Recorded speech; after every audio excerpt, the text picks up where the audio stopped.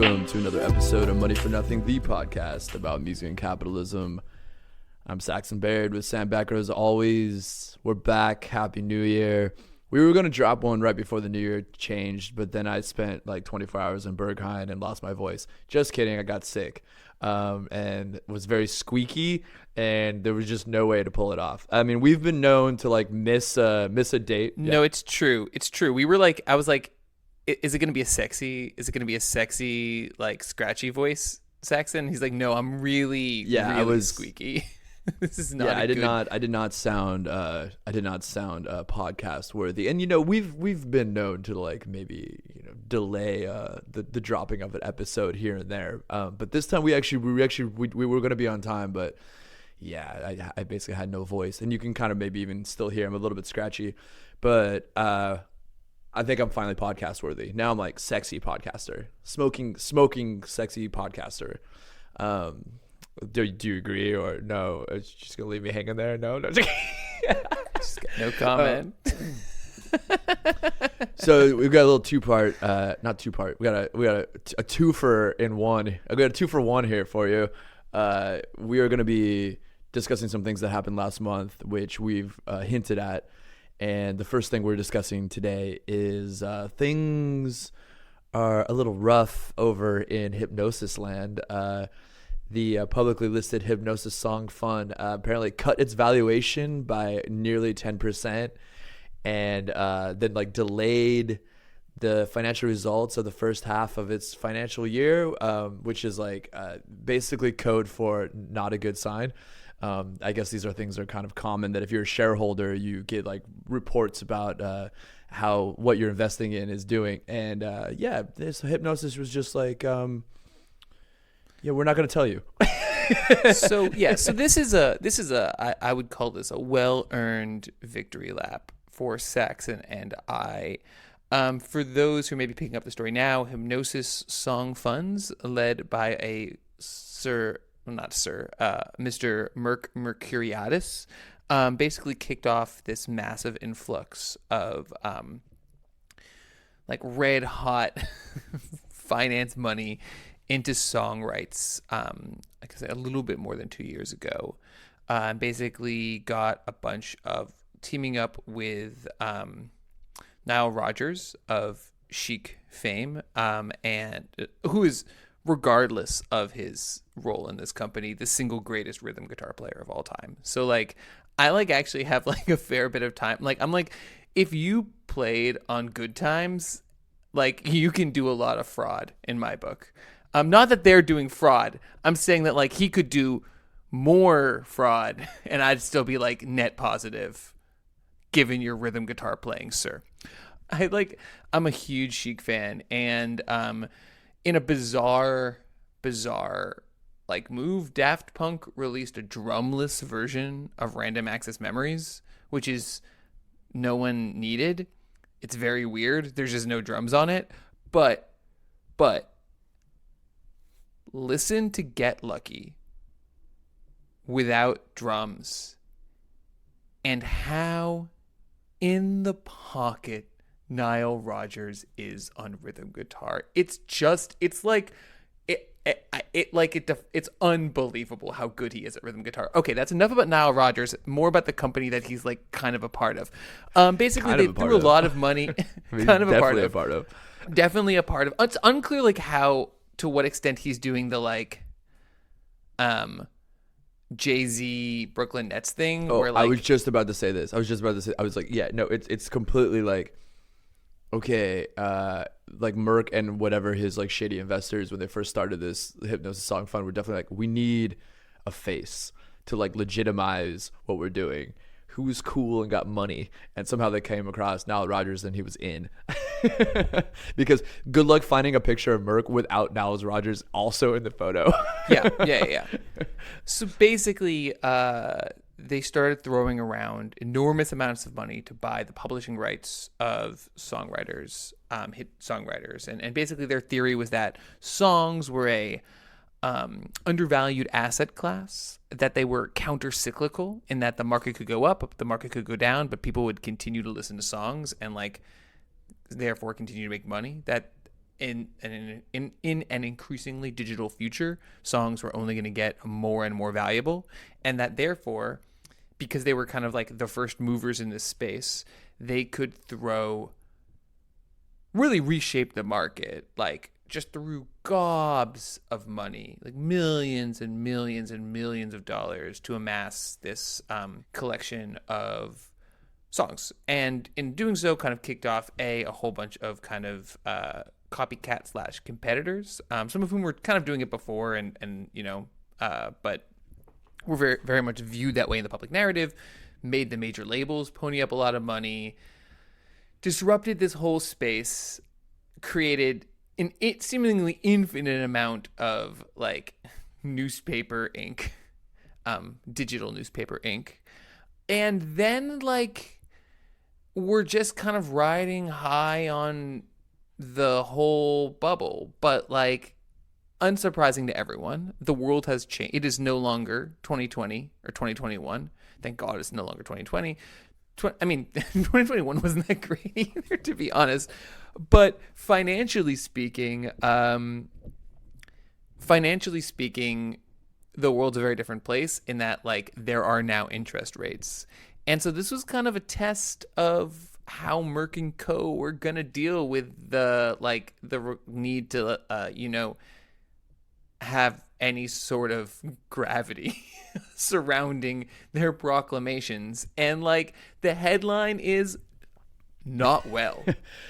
Yeah, no, definitely not well. And like we were kind of talking about this. We were wondering like I think one thing we talked about when we first were covering Hipgnosis was like how they were going to basically like turn a profit. And then I think one of the conclusions that I came to was like they don't really need to like turn a profit. They're just going to like ride on this sort of the hype sort of around it, really. But now like the actual hype is, I guess, waning, and the actual value of this asset class, which you said is devalued, is actually devaluing. It turns out, which they're still claiming is like incorrect in this whole sort of debacle that's been going on. I should also mention, I didn't mention earlier, that like the dividends were suspended. So I guess like if you're an investor, you get like a certain amount of money quarterly or something, I imagine.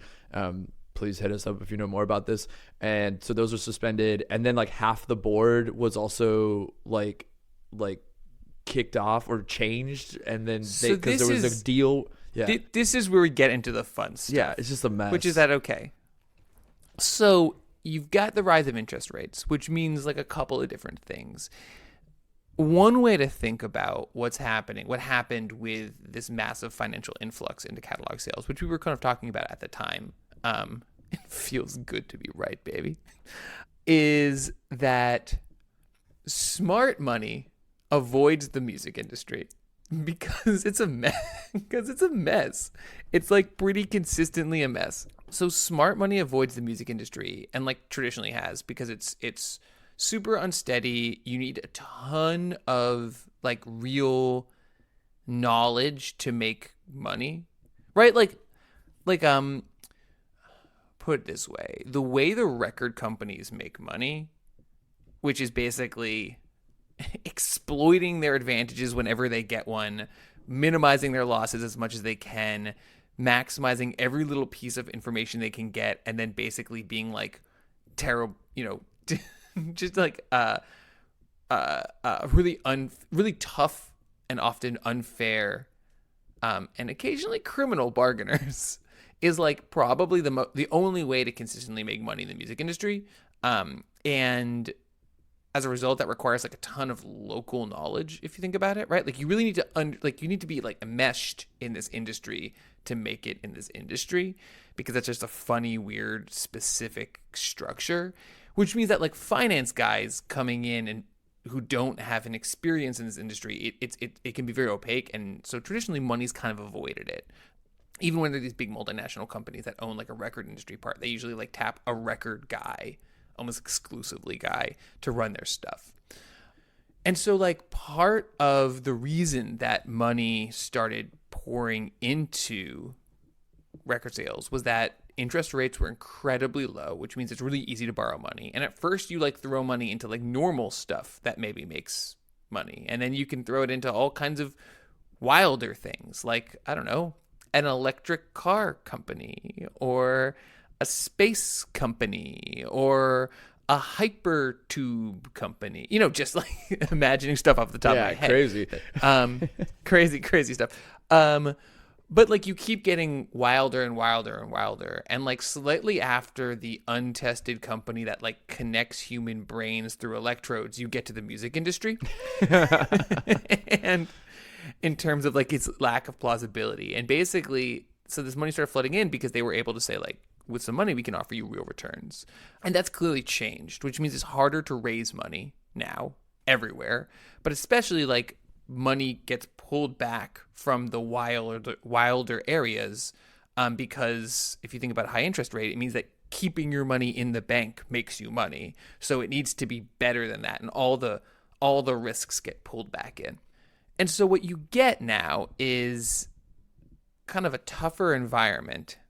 And as that happened, I'd like to lie and say that I'm a good person and a dispassionate observer. But much to my delight, it turns out, it appears that there was and is chicanery. Surprise. Substantive chicanery, which is also the name of my like incredibly Jewish hardcore band. 2024, the year of chicanery. It's gonna be the year of chicanery, people. I mean, it is. You heard it here first. It is. It already was. It is. Yeah. So basically, like what it appears happened. So in this whole thing, there's this complicated financial structure, or rather complicated corporate financial structure, where there's the basic song fund, which most people have invested in, and then there's the advisory group, which is another company, and that's what Merck, I guess Merck works for both, but Merck owns more of the of the group that oversees the fund. Now, you'd think that those would be one company, but this is finance, so no.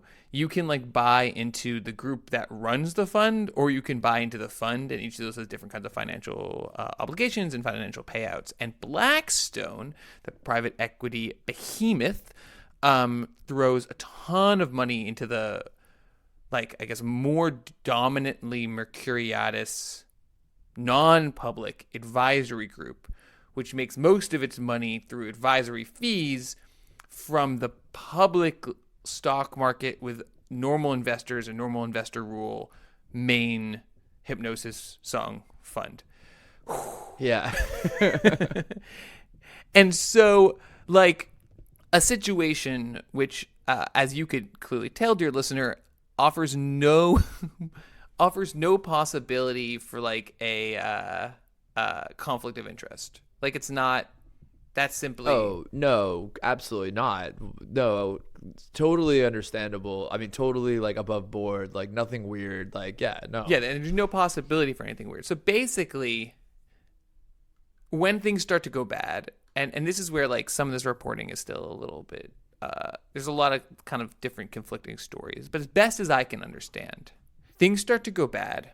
Hipgnosis the song funds downgrades the valuation of a big chunk of its collection and says like, this is not worth what it's going to be worth. And they blame it seems, on copyright rule board decisions, which is the kind of the board that determines payouts. But honestly, like, I looked into this, and again, really at me if I just missed this, but like I looked into copyright rule board decisions in this period of time, and I didn't find any, like, I could not figure out what they were talking about. And maybe that's my research, or maybe this is also complicated that it's kind of bullshit and it's just like the money's not coming in the way it is. But like literally I spent a bunch of time looking for it, and I could not find, like, I found the ruling, which seems to be totally in line, in fact, good for songwriters and the kinds of rights that Hipgnosis has. And the only way that I could see that Hipgnosis would have like had to downgrade potential earnings or value based on this decision is if they had previously estimated that this decision would be something that was so far outside of the realm of what was being discussed as like the most likely outcome by like David Israelite, like the heavyweights in the like music publishing rights space, that, and like the major organizations like the associations of music publishers and stuff, like that it was a financial fantasy basically, and like they were depending on something that like there was no way it was going to happen, because as far as I could tell, like the copyright rate board decision was a good one for Hipgnosis. So if they were like, oh, we really took a hit on that one, I'm like, what did you think was going to happen? Anyway, so they downgrade this. They don't pay out they don't pay out dividends, which is a big deal, because the argument for Hipgnosis, the core argument for why this is a good idea, was that this was a counter-cyclical investment, that you could use this to balance your portfolio. So even if the market declined or did bad, or you had bad conditions, it would keep bringing in money, and it would like, let you balance out your set of investments. And so the idea that like a large scale macroeconomic event like the rise of global interest rates happens, and like you're immediately like, oh, actually we can't pay your money anymore, really cuts to the heart of like why this isn't just like an asset bubble flipping company, and why it's like a valid ongoing potential business company, right? Like the idea is that they make money and then they give that money to their investors. Like that's the whole idea, not just that they like buy assets and those assets go up in price, which is like what Saxon, you and I thought their business seemed like it was, but they said it wasn't. Okay, so all of that happens, and then they have this downgrade in the amount of what their rights, what the rights they hold are valued as. And then there is this like set of decisions about like what they're going to do with the fund. Oh, another thing is, it seems like they didn't pay out the dividend because they were near some sort of debt limit in terms of how much money they owed and how much money they could owe, such that, so they were near some sort of limit such that like if they sent out more money, like parts of their debts, they'd hit some sort of like contractually obligated line where people could start calling in those debts, and so they weren't able to pay out money. So like things were shakier than anyone thought they were. And then Blackstone comes in. Basically, Blackstone comes in and says like, I'll give you guys. So Blackstone comes in and offers like way less money basically for either all or a big chunk of the fund's assets. That's what they try to buy for less money than certainly it had been valued at before. And the people doing the valuations were the companies that had been working with both Blackstone and Hipgnosis Fund from the very beginning. Which is like crazy. That's like, so basically it's absolutely nuts. Like basically like it's like, right, the evaluation firm that had been working with this company the whole time, that when it was really useful gave them really high valuations, now suddenly drops the valuation. And then the company that owns the advisory company is like, oh man, this is a really low valuation, you should probably sell me a bunch of your stuff at an even lower valuation, because like the market's crashing for these kind of rights. And to their credit, the stockholders are like, no. like absolutely not. And they basically have this like corporate fight. They have a vote of no confidence. They kick out a bunch of board members. They pull in new board members. They might fire Merck, because like it sure seems like he and Blackstone were trying to like swoop in and buy, having used the public's money to purchase a lot of stuff for a lot of money. We're then trying to use private equity money to purchase it for a lot less, which is smart if you're Blackstone, I guess, but like not like cool. I mean, maybe we shouldn't be shocked, but I'm like trying to find like a real life, like, you know, use like the real life like example, or like, I'm sorry, like use like an analogy to explain this, but I can't even like, I don't know. I don't even know like where to begin. Well, the conflicts of interest are just wild. and they're being I know, paid it's like the so much landlord, money. yeah. It's like the landlord, like you're paying the landlord who owns the building to like have like a shop on the bottom floor, and then like the landlord like lowers the rent and buys out like a fifth of your business or something. I don't even know. Like it's so weird. No, it's so like, confusing. so I it's can't a even. mess. That's not even right. And but it's it's just really shady. And like, frankly, is like, this is why you shouldn't pour money in the music industry. It's like classic music industry vibes right here. And so, in summary, like, we laugh. We were right. like, good luck to the Hipgnosis, investors. if you would like us to pay us like multiple like six figures to come in and like help you work this out.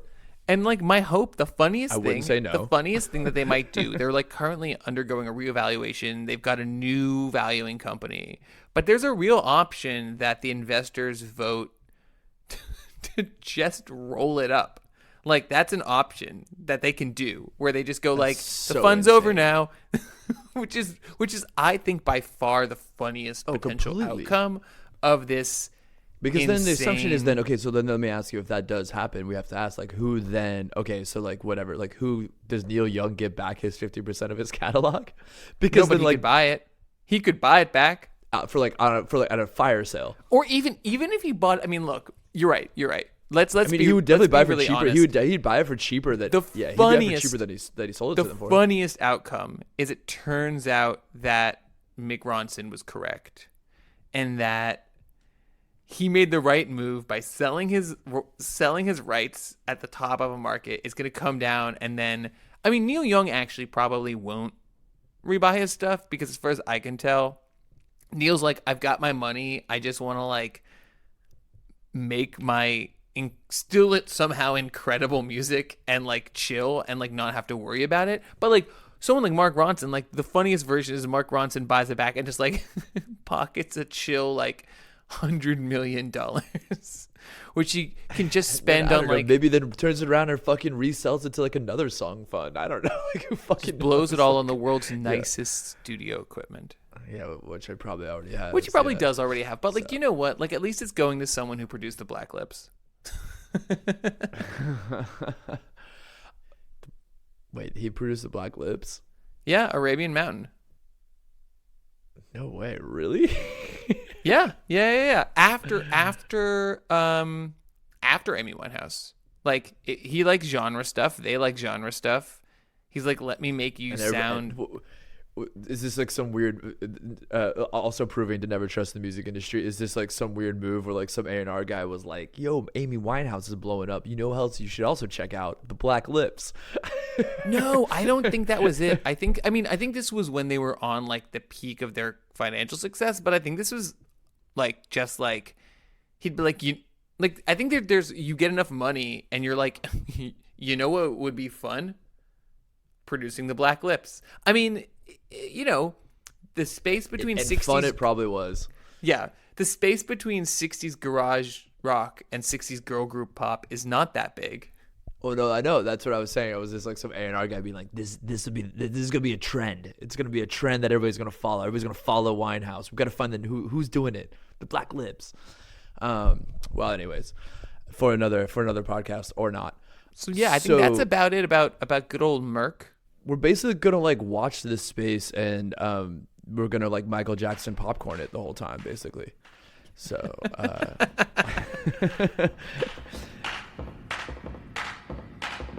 She be talking marrow out of your world tomorrow. Or will she tiptoe out of clips into another moon? She'll trip you up your stumble. Yeah. Now your world's gonna crumble. All right, so that's enough about Hipgnosis Song Fund. Now we're talking about Spotify and some major news in Spotify that I think dropped probably like in late November. Spotify confirmed after many rumors. Spotify has confirmed they'll be changing their royalty payments, I guess beginning sometime soon. And don't worry, it's nothing to make songwriters excited about. You're probably still you're still getting fractions of pennies. It's Spotify's changed. Yeah, Spotify's changed its royalty payment, and now every songwriter gets one jelly bean Exactly. Yeah. a month Hand delivered by as Daniel a Ek. recompense for hand delivered by Daniel Ek. A single Because jelly really, what bean. is he doing? He's like a Swedish Santa Yeah, Claus. really, what is he doing? But no, there's basically, you can break it down into three major issues. At least that's the way that Spotify did it when they announced it. And the three major issues are artificial streaming, payment loss in the system, and gaming the system with noise. Let me tell you, noise is always gaming the system. But I think one of the biggest, we can go through all the changes. But I think that I think one of the major changes that everybody seems to be talking about, it's kind of at the top of that list, which is that it won't be giving payouts for any track that gets less than 1,000 listens will not receive royalties. Or it's not that, like, it needs to exceed 1,000 plays to begin receiving royalties. Also, so other things, Right. that certain styles of quote unquote noise tracks, such as like white noise and sleep sounds, they need to be like 2 minutes long. And also Spotify has announced that they're going to levy a fee on labels or distributors who are found to be generating artificial streams, where basically like it's like bots or like click farms are used to like inflate an artist streaming figures. And we kind of talked about that one time, that crazy story. You interviewed that journalist, I believe, that like a couple years back, about that crazy story of it was like some Norteño music down in like Arizona or something that was being artificially inflated to like make like, oh no, that was a YouTube thing. That was a YouTube, yeah. But Yeah, it was YouTube. They were just stealing. oh yeah, they were music. claiming That was a other different people's. story. Yeah. That was wild. Yeah, They were yeah. just claiming other people's. But yeah, but there is this like Um, certain like, apparently like there's like bots and click farms to like increase people's. There's yeah. absolutely And why wouldn't you? bots Exactly. and click farms. Exactly. Why wouldn't you do that? Um, So anyway, Spotify claims these improvements will, here's like the fucking, the press release will claim to give extra revenue by artists and redirect funds that have previously gone to the rights holders, blah, blah, blah, blah, blah. Tom Conaghan, manager director of Spotify UK, says that basically 95.5% of all tracks that are streamed will still be monetized. And so it's just a very small percentage of tracks are going to be impacted. It's probably blowing smoke up our ass. But anyways, those are the changes. And yeah, it's kind of caused like a lot of conversation, a lot of digital ink has been spilled, as you used earlier in the show, about this. So I don't know which one you want to start with, but it seems like the one that everybody seems to be talking about is this 1,000 streams minimum. yeah, so maybe let's deal with that third, and we can just kind of talk about the first two pretty quickly. I mean, like the white noise thing is like, again, these are kind of changes around the margins, right? It's like there's a lot of complaints about kind of non-music sounds being. I mean, there was that one band that like a couple years ago funded a tour by releasing an album called Sleep that was just like 100 tracks of silence, and asked all their fans to stream it every night, which is like a ton of like world-destroying computational power. Actually, like, this is so all stupid. Like, it takes mainframes and servers to do this stuff, and it's just such a waste of human energy. But like, we live in a Baroque hell, so like that's not the point. There's that. There's, I mean, artificial tracks and dumping artificial tracks, which is part of this, and then like artificial clicks and listens. I mean, with all of this, I mean, this one gets, I think, to the and this has been a major concern in a lot of different music industry streaming sites for a while. And just to be clear, it's a major concern because not just does it change the payouts for that artist, but that because payouts are organized through a general pool, any kind of manipulation affects everyone to a certain extent, because it shapes the overall proportions of the payout pool, which again is like why this is such an incredibly Baroque, complicated system, and just like worth like spending. We've talked about this a lot, but like worth spending a second just to like remind ourselves of, like, in the classic physical record era, it was like a weird system, and who knows who got paid. But like, if you bought a Blink-182 album, like some amount of that money was going directly to Blink-182 minus like however much, Walmart gets out of it, however much the distributor gets out of it, however much the label gets out of it, however much the management gets out of it, like whatever their names, whatever ages they are, they will like end up getting a certain amount of that money. And it's like a direct transaction.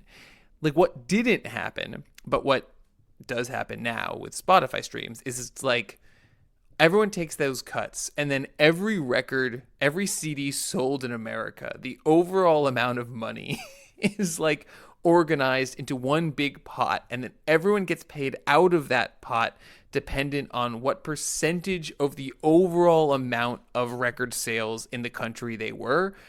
So like actually like there's no direct, like there's actually not a direct connection, right? So like when artists say like this is how much I'm getting paid per stream, it's not like your stream is going to them. It's like your stream is going into this pool of streams, and then roughly for every stream they make, they get this much out. And it's this weird non-direct thing. And so like stream boosting. Yeah, and that's like kind of been the source of like a major like debate like in the industry from everywhere from like, Sir Lucian Grange to like, people on Twitter that are independent artists about, what's the pro rata model in which you're describing versus like what has been termed as like artist centric models or like user centric models. And like, yeah, different platforms are experimenting with different things. Like I think, like SoundCloud is using, we can get into this later, but SoundCloud is like, experimenting apparently with like a user centric model, whereas like your plays go directly to the artist that you're playing. But yeah, this is like a huge debate. And like in a way, I think you can kind of see these changes to the royalty system that Spotify uses as kind of a sort of soft sort of entrance into trying to do something new that is I guess in response to these debates. I think that's exactly right, and I think that we're gonna I want to get to that in like a second, but yeah. First, I mean, just to kind of finish up this point about artificial streams and like bots and like at some level, like yeah, that makes total sense, and I understand why because we're still in this pro rata universe, like this is why any artificial streams impacts everyone, and like so it would be really cool. Like I'd be like yeah, like at some level, I mean. Like we live in a consumer democracy, and like at some level we vote with our dollars, and like that's like how our culture works now, and like so like it should be as fair as it can be. And that'd be like really neat if I believed that like the major labels 100% are never ever doing anything to encourage unfair streams.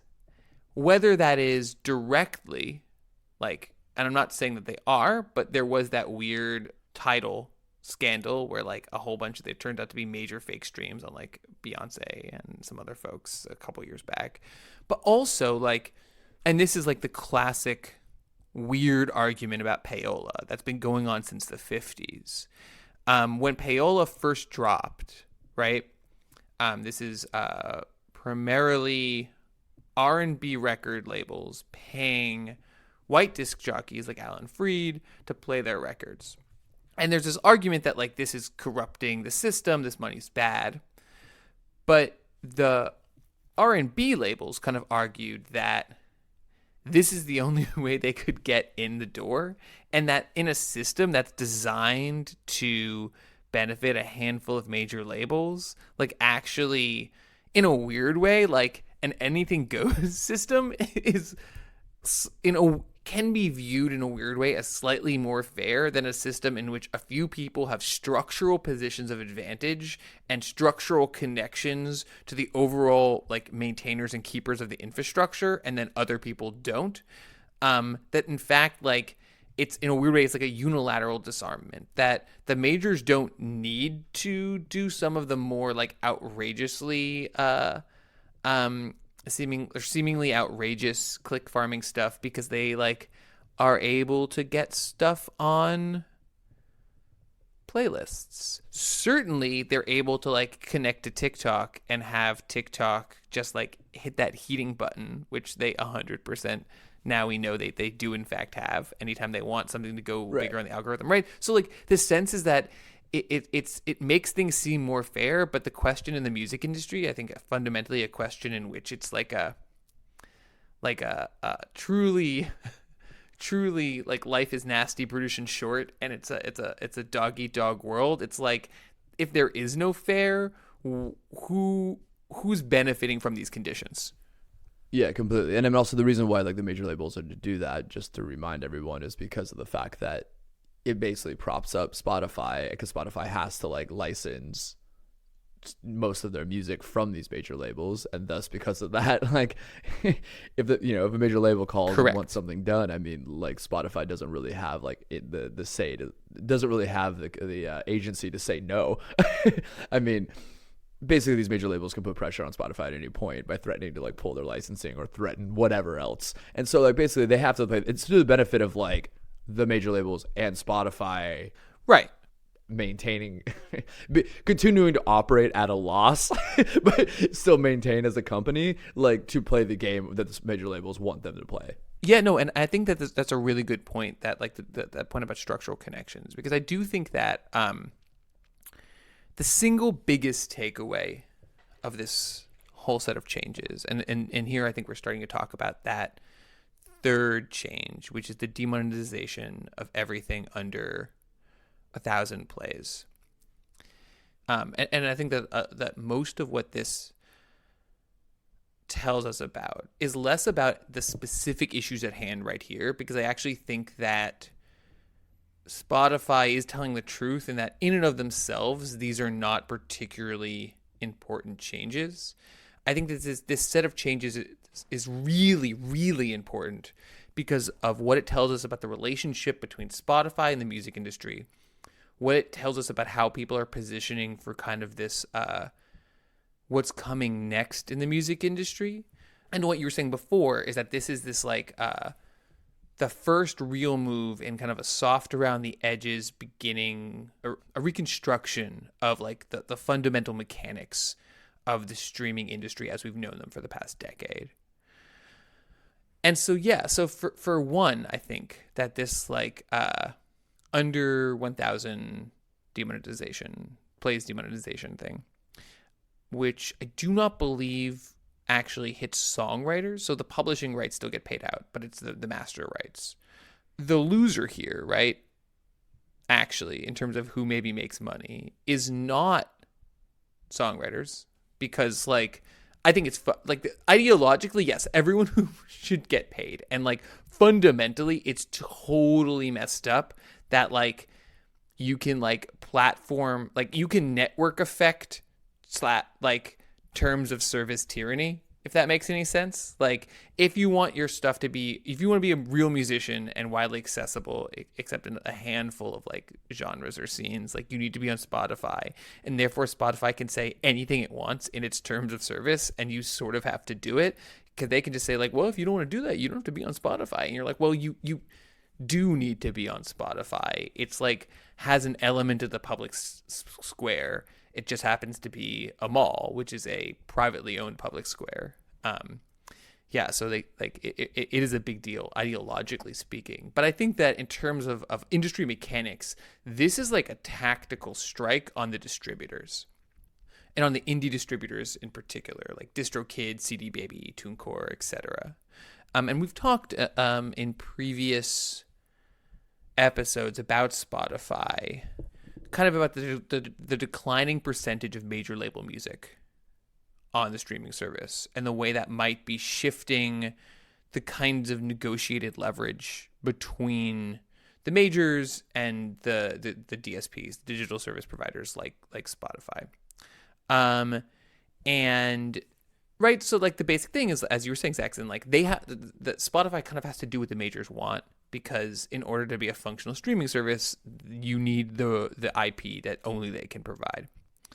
But there's some wiggle room where if it's 95% major labels, songs being streamed, like, yeah, you have to do what they say. But if it's 80%, maybe not as much. And if it's, this is Majors plus Merlin, which is the big, we did an episode about this. This is the big kind of indie clearinghouse, if you will. Like, if it's 70, if it's 60, at a certain point, you get more leverage because you're like, guys, you're just not as much of our business as you used to be. Maybe we can like renegotiate some of those rates. Maybe we can finally have like a functional business. Well, so this is interesting, and maybe you can like kind of break this down for me, because actually I did read about this as well, and like we haven't discussed it before the show, and I think it'd be beneficial to the listeners actually if we kind of explain this, because I agree that it does align with also like what Lucian Grange and like the big labels like want. In fact, there's actually even a quote on, I guess, like some investors call or something. Grange was quoted as saying that those groups that have expressed a concern about a quote unquote artist-centric streaming royalty model, which is basically what Grange supports, are unsurprisingly those whose business model is based on being merchants of garbage. Sorry, I really can't think of another word for the content that no one actually wants to listen to. And then later said, if you're committing fraud to flooding the platforms with content that have absolutely no engagement with fans, that doesn't help churn, that doesn't merchandise great music and professional artists, then I suppose you're not going to be in favor of an artist-centric model. Music Business Worldwide said that Grange was primarily directing his ire over companies who flood platforms with content such as you mentioned, DistroKid, CD Baby, and TuneCore. And so my understanding is that that's because those DIY quote unquote distribution services are like have an open door policy, like they're not discerning about like who they like are distributing. Yeah. But that's just so it is interesting. So that's the reason why he's like, why this is kind of like shots fired at these sort of like quote unquote DIY distribution services. And to be very clear, when Lucian Grange says artist centered, he does not mean like on behalf of musicians. He means like a vision where certain musicians certain music is like artistically viable, and has a certain set of payout structures associated with it, and other sounds are sounds, and like they're not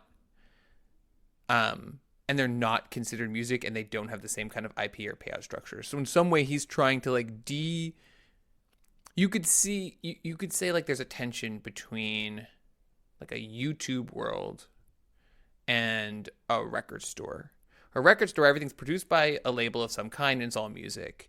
YouTube world, music is just more content, and it doesn't actually matter whether or not like it's a song or sounds like, or a deep, I sometimes work with like a deep pink noise hum YouTube video, and they get payouts for that, right? It's right. ad supported, and it's ad supported. I think in most of these channels function the same way. I mean, some of them have specific relationships with YouTube, but that's a different story.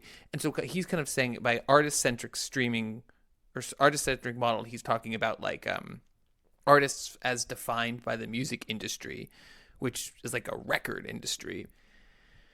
And yeah, so I think that this is exactly right. When these companies are flooding the market with garbage, they let anyone throw stuff in, and some of that is like a million cat sounds or whatever, and some of that is a million like 13-year-old SoundCloud rappers who want their stuff on Spotify or whatever.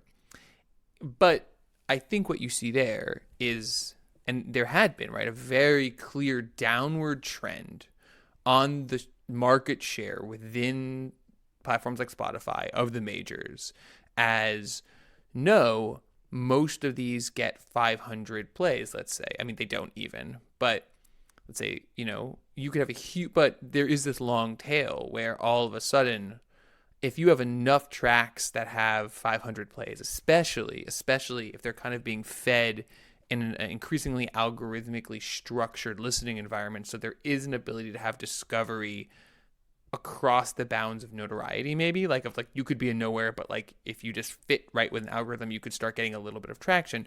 All of a sudden that long tail could start to create real leverage and a kind of as we're seeing in the numbers, as we were seeing in the numbers. So for me, this is shocking, honestly, because my read on this situation had been surely Spotify is pro distribution services because this, like, they need to have more leverage against the majors.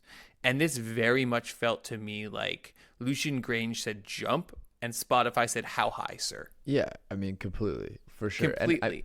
Yeah. And in a way that I think is fascinating, because what it suggests is that really this company, which has not been having a great year, which had its pivot to podcasts, which didn't end up, for a variety of reasons, didn't end up paying out the way it did, though I still think made sense as a strategy. Like, it seems to me that, like, you need to get leverage against these companies that are, like, willing to just have total power over you.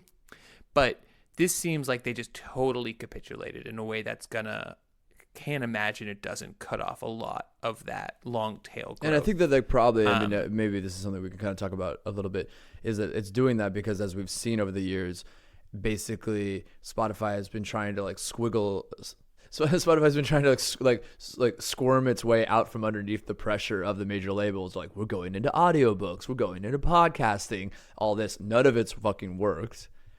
It is the defining, like, source of, like, listening to music in, like, at least the Western world right now. And I mean, and you know, obviously we don't need, this is obvious, but obviously, you know, streaming music makes up like 84% of, like, all, you know, streaming music makes up like 84% of, like, how we consume our music now, or something, you know, opposed to, like, physical sales or downloading MP3s. Yo, real heads out there downloading MP3s, shout out to you. So, like, obviously, like, it realizes it's the dominated platform, it's a dominating platform for, like, streaming music, and it, like, wants to maintain its longevity. I don't know, maybe someday fucking earn a fucking profit. Anyways, but, like, I think it's basically at this point where it's like, okay, we just need to, like, play the game they want us to play. Yeah, I guess. I mean, it's maybe. that's I don't know. Maybe fascinating, right? Because it does seem like after a couple of years in which the only way, I think, to read the podcasting push in Spotify was as a way to, you know, we're not a music company, they said. We're an audio company. Right? So there was a real, like, not just a little bit, a real push to get out of the major label thumbs. And this just seems like I said, like a total capitulation in a fascinating way. And a capitulation also, and this is the question here, is why, right? And there's a couple of reasons. I don't really know, but there's a couple of reasons I can think about, right? Which is, one is what they're doing here is really important. In addition to the inter-industrial story, it's really important, like, for the reason that you said before, which is that we're starting to see, just a little bit around the edges, a restructuring of the basic rules of streaming. We've seen a couple of companies adopt different models. We're now seeing this, right? And it's kind of like baby steps, because I think, right, there's a lot ideologically invested among listeners, among the press, among the broader public in, like, how these systems function. And I think that people don't want to assume that they're just sort of like a random, and not just don't want to assume, like, earlier systems were structured by governmental intervention in ways that, like, created at least a seemingly stable marketplace. Like, how much songwriters get paid is determined by a copyright rates board. ASCAP and BMI, the performing rights organizations, are, like, semi-governmental in as much as their activities are defined by consent decrees. Like, there's a sense that, like, it shouldn't just Hollywood and is structured by these massive labor organizations, which, again, it's not like anyone can just do whatever they want in terms of the payouts around these major artistic forms. And so I think that there's a lot of interest in, like, there needs to be something feeling like it's vaguely fair, because for the industry, it's very important that it feels vaguely fair, because while musicians don't have a lot of power, they do have a lot of public support. And, like, Bruce Springsteen can call up a president. Like, he just can, right? Bruce Springsteen can get the president on the phone. And, like, maybe he can't make a change, but there's a lot, like, they've got a lot of cultural power. And if I think that, so it's very important for the record industry to, like, maintain at least a plausible sense that, like, this is a system with legitimacy. This is a system that's institutionalized. This is a system that major artists support and that like isn't that like has real heft, and there's a reason it exists. This is a system that exists, and it's like a system that's like not like this is just something that we came up with randomly when we were like absolutely panicked in 2007 and we thought the sky was falling. And so it does seem that they're starting to remake this system, and they're doing it really carefully. And they're doing it with this artist first ideology that like I have a lot of distrust in, but like is being couched in specific terms. It's saying it's against garbage. It's right in all these ways where they're trying to remake streaming. And the question is what they're trying to remake it for. For someone like Lucian Grange, it's clearly so that blue chip artists make money from streaming, because from an industry perspective, you could think about it that like streaming, you could argue that streaming and where the industry makes its money like have gotten maybe not a little out of sync, but have a potential for getting out of sync, right? Like you want streaming to support artists who then can go on tour forever and make money for decades, because that's like actually what the industry wants. And so just going back to what you said earlier about like how like the stat we dropped even earlier this year, and what you said earlier about like how like these DIY distributors are starting to take like a larger cut of the streaming. Well, yeah, and that too. They don't want that to happen, obviously, and they want to keep having their power over Spotify, and I think that they like want. So this is going to end up in a world where blue chip artists get paid out better, and like a select set of blue chip artists are able to like cut through the digital noise.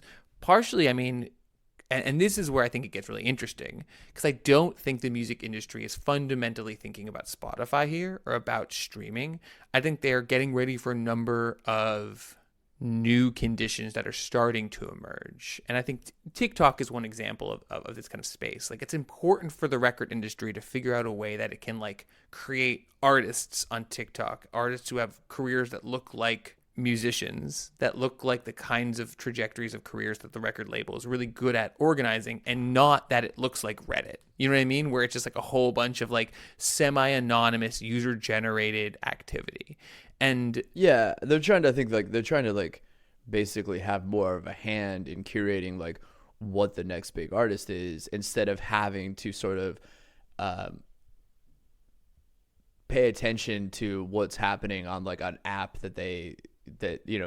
another app that they don't really have any kind of control over, which I mean, as we said, they do have a little bit of control over TikTok, but there is a certain level of like randomness now about like what is the next big artist, who pops up, what becomes like popular. And I think they just want to have like more of a hand in that, more of a control over that, and like deciding that. There's that, but I also think, and this is where it gets a little, I'm like way out over my skis, but I think it's important to be thinking about this, because I think that this is what explains a lot of what's happening in the music industry right now, which is that they're thinking about AI really hard, I think. And they're starting, I read this as a set of steps that's designed to start laying the ground for the kinds of flexibility in payout structures and the kinds of monetization structures that's necessary to maintain industry control over these major flows in an AI world.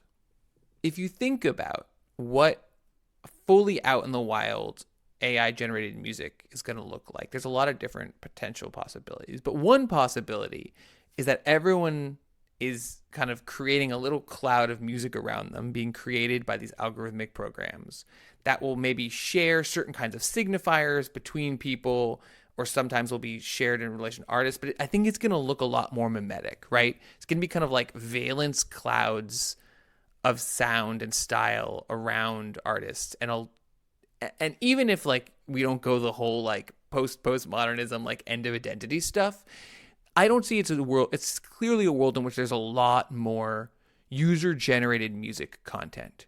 User-generated music content that sounds almost as good and maybe sounds exactly like the artist it is like memeing on. And none of those songs, or maybe some of them, but the vast majority of those are not going to hit 1,000. They're going to hit 5, like most memes, right?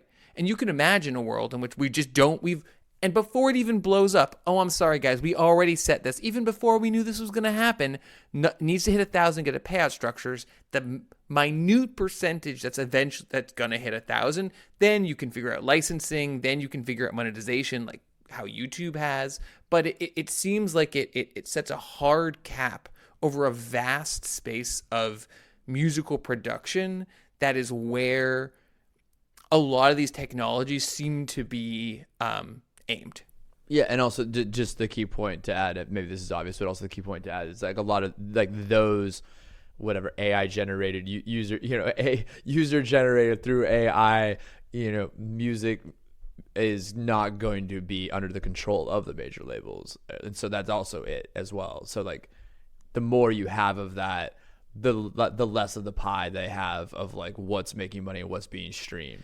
I mean, or maybe it is, but you could argue that like 1 million AI Dua Lipas, each of whom have 9 listens, is like not something that the music industry necessarily wants to or is going to be able to deal with figuring out the right song.